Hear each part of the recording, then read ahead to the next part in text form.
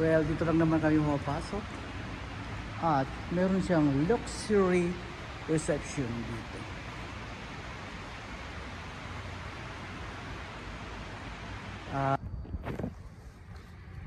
Good morning, people of the world. Ngayon po ay March 1 at nagkataon na March 1 din ang simula ng Ramadan sa buong mundo.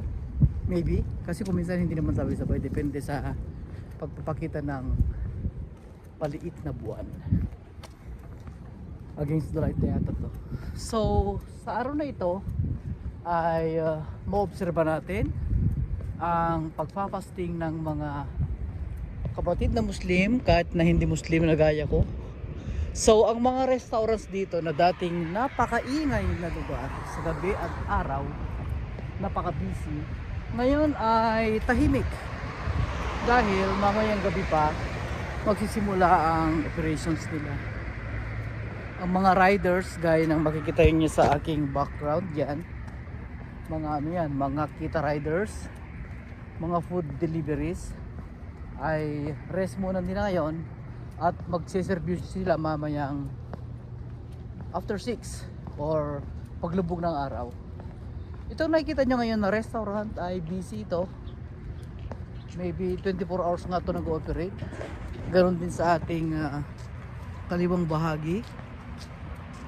Ang mga restaurants dito ay nag-ooperate ng 24 hours dahil food street na itong kinaroonan natin. At tayo naman ay nag-ooperate ng 6 hours lang ngayon. So, yun yung ulo-ulo ng ating papasokan na building. Mamaya papakita ko sa inyo.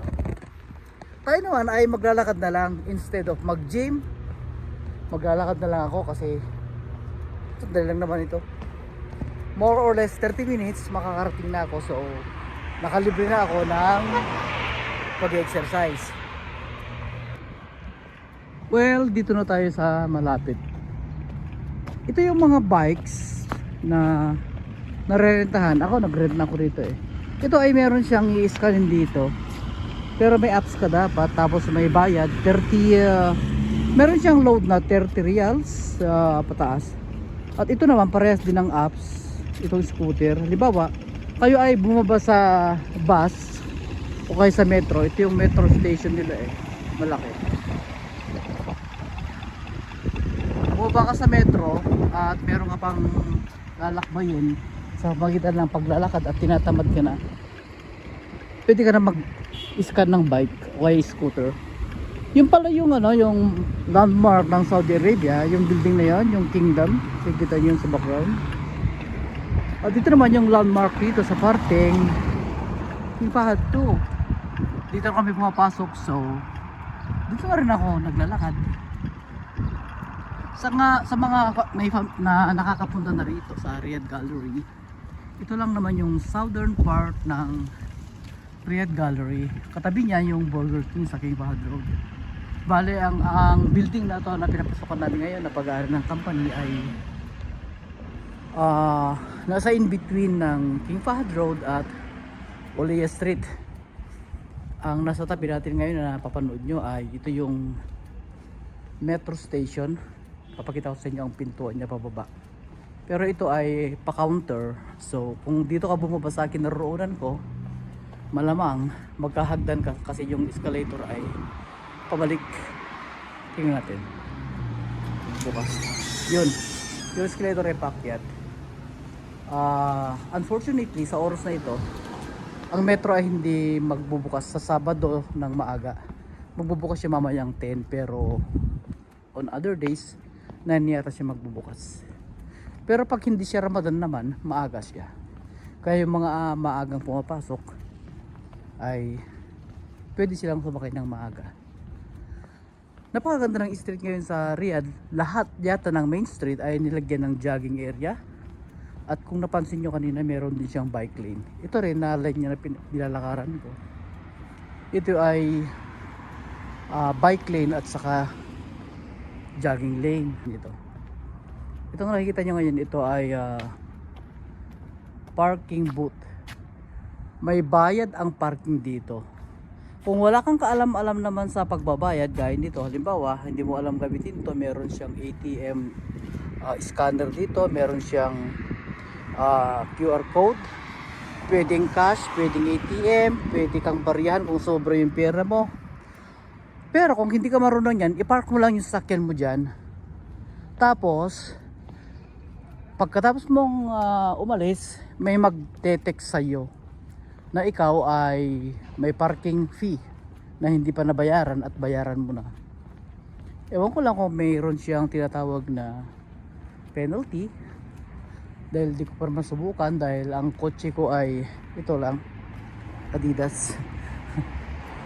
Hindi ka makapagsinungaling dyan dahil ito, meron siyang CCTV dito at tatamaan yung plate number mo.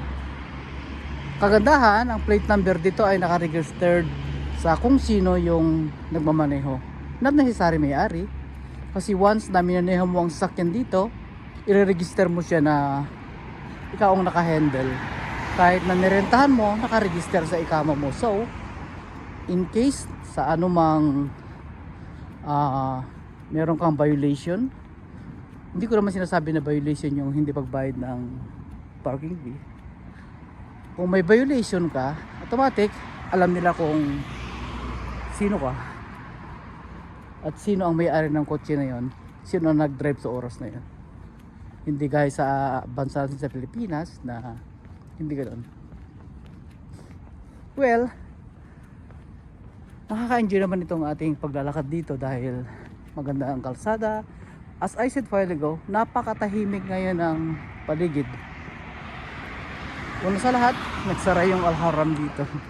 Mula doon hanggang doon na building, totally closed. Wala na silang paninda. Ewan ko lang, ano bang nangyari? Gigibayin na kayo itong building na to o kaya i-renovate? Well, malapit na tayo sa ating destination. Pag diniretso ka ito pala na lugar, ito na yung Riyadh Gallery. Papunta yan ng Broads. Sa likuran naman natin, papunta yan ng Dar Al Baida sa Batha. Sa mga kababayan natin na mahilig magbatha. Well, ito na.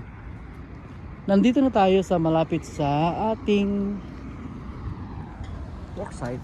Ito yung 54-story building na nabantayan natin ng pagpapatayo dahil isa tayo sa naging photographer dito noon. Tapos pinalitan na lang ako ng anak ko na photographer nung busy na ako sa office. At siya naman. And ito yung bakuran ng aming office. Wow, akala mo nasa Baguio ka lang, ano? Maganda ng mga halaman. Tapos pwede naman akong pumasok dito.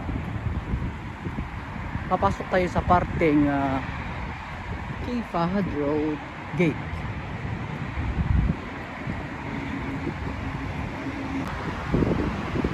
At ito na nga yung Masdar Tower na nagpamalaki ngayon ng mga boss dahil sa naging successful na investment. So, ang harapan nito ay may fountain siya.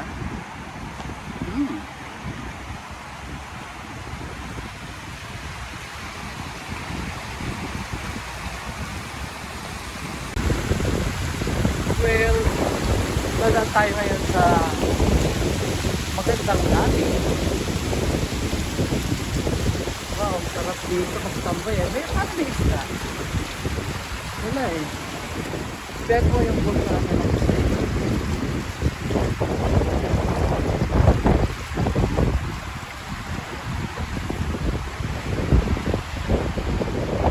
Siyempre, pag dadaan ka dito, meron kang dalawang choices.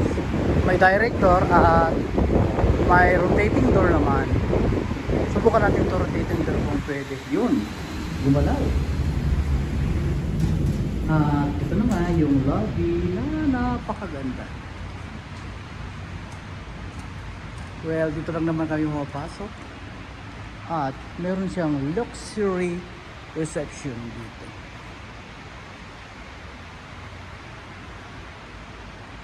At dito naman ako papasok. Siyempre napaka-stricto nito. Hindi ka makapasok kung wala kang card. Dahil nito. Oh, pumasok siya. At elevator are out of service. Ha? Out of service daw mga elevator. Out of service. Ito, ay 39 pala ako, 39 ako. Pasok ka na doon. Okay. Yun. TikTok. So, nandito na tayo sa napakagandang elevator. Buti naman, out of order yung daw yung iba kasi Ramadan ngayon. Now, nandito na tayo. 38 floor pa rin ba tayo? So, is this 38? Oh, muntik na akong naligaw. So, 39 pa tayo pupunta. Yun, 39. So, ito naman yung logo ng aming company. Wow, malinis na. So, ito yung lobby na hindi pa naman naayos kasi medyo may ginagawa pa. At dito pagpasok, kailangan ang mukha. Yun, tingnan nyo. Oo, ako yata ang unang pumasok. Dahil tayo ay maliit lang naman na empleyado, nasa sulok lang tayo. Wow, para may nag-picnic dito. Dito yung aming production department. Wow, may gumawa. So, pasensya na kayo. At ang table ko naman ay dito sa kasulok-sulukan ng mundo. Dito ang production department. So, ako naman yung kanilang public servants.